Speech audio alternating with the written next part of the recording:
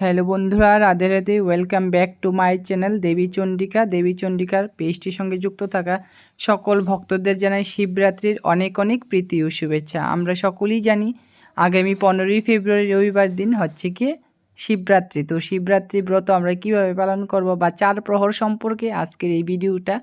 যারা যারা এই চ্যানেলটিতে নতুন তারা অবশ্যই চ্যানেলটিকে সাবস্ক্রাইব করে রাখো। তো চার প্রহর ব্রত কিভাবে পালন করবে সেই ব্যাপারেই আজকে আমি বলছি। প্রহর কখন থেকে কখন পর্যন্ত থাকবে সেই ব্যাপারেই আমি তোমাদের সঙ্গে আলোচনা করছি। তোমরা অবশ্যই যদি কোনো কিছু জানার থাকে কমেন্ট করবে। তো আমার প্রথম প্রহর আমাদের রবিবার দিন কিন্তু আমাদের চার প্রহরের পুজো। যারা চার প্রহরের পুজো করবে তারা অবশ্যই রবিবার দিন ব্রত পালন করবে।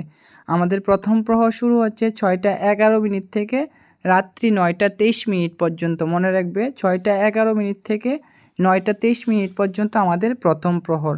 প্রথম প্রহরে ভোলানাথকে তোমরা স্নান করাবে দুধ দ্বারা স্নান করবে। দুধের মন্ত্রটা আমি বলে দিচ্ছি, তোমরা ভালো করে শুনবে এবং সেই মন্ত্রে স্নান করাবে। প্রথম প্রহর দুধ দ্বারা স্নান করবে। দুধের মন্ত্রটা হচ্ছে ওম হং ঈশানায় নমঃ। প্রথম প্রহরে দুধের স্নানের মন্ত্র তোমরা দেখে ভালো করে ভিডিওটা স্কিপ না করে সম্পূর্ণভাবে দেখে তারপর পুজো করবে। দ্বিতীয় প্রহর শুরু হচ্ছে রাত্রি 9টা 23 মিনিট থেকে রাত্রি 12টা 35 মিনিট পর্যন্ত দ্বিতীয় প্রহর। সেই প্রহরে তোমরা ভোলানাথকে স্নান করাবে দই দ্বারা। এবার দইয়ের মন্ত্রটা হচ্ছে ওম হং অগ্রায়ী নমঃ। দইয়ের মন্ত্র আমি বলে দিলাম। তৃতীয় প্রহরে তোমরা পালন করবে 12টা 35 মিনিট থেকে 3টা 47 মিনিট পর্যন্ত হচ্ছে কি আমাদের তৃতীয় প্রহর।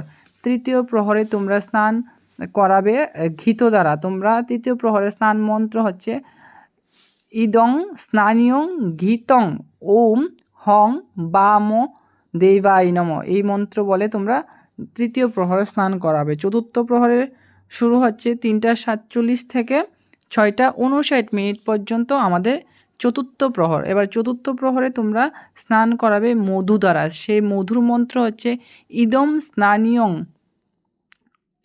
স্নানীয়ং মধু ওম হং সদ্যজাতই নমঃ। এই মন্ত্র বলে তোমরা স্নান করাবে। যারা রবিবার দিন চতুর্দশী চার প্রহর ব্রত পালন করছো তারা সোমবার দিন সকালবেলা 5টা থেকে শুরু করে সকাল 9টা 59 মিনিট পর্যন্ত হচ্ছে কি আমাদের পালনের সময়।